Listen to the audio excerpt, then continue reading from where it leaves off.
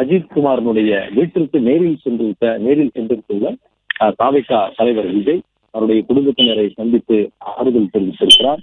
அவர்களுடைய கைகளை பற்றி ஆறுதல் தெரிவித்த விஜய் அஜித்குமாரனுடைய படத்திற்கு மாலை அணிவித்து விஜய் அஞ்சலியும் செலுத்தினார். அதற்கு பிறகு அவருடைய தாயார் விஜய் ஆறுதல் தெரிவித்தது தங்களுக்கு மன நிறைவாக இருக்கிறது என்று அவர் கூறியிருக்கிறார். அது போன்ற அது மட்டுமில்லாமல் விஜய் இது ஆறுதல் சொல்ல முடியாத அளவுக்கு வேதனையான சம்பவம் என்று விஜய் தெரிவித்ததாகவும் அஜித்தினுடைய தாயார் என்று கூறினார்.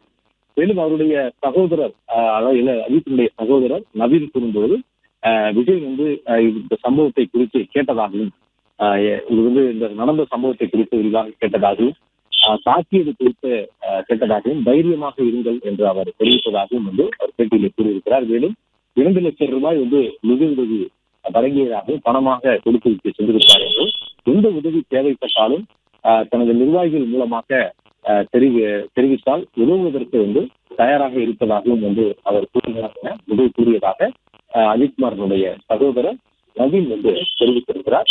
தாவேகா தலைவர் விஜய் திடீரென எந்த ஒரு முன்னறிவிப்பு இல்லாமல் நேரடியாக சந்தித்திருக்கிறார்.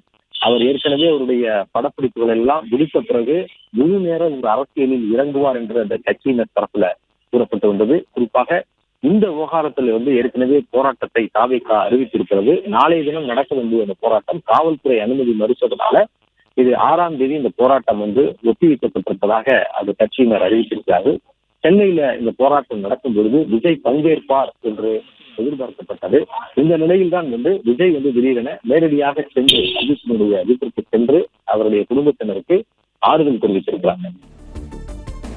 பிளே ஸ்டோர் மற்றும் ஆப் ஸ்டோரில் இருந்து பாலிமர் செயலியை QR கோடு மூலம் பதிவிறக்கம் செய்யுங்கள். செய்திகளை உடனுக்குடன் பெறுங்கள்.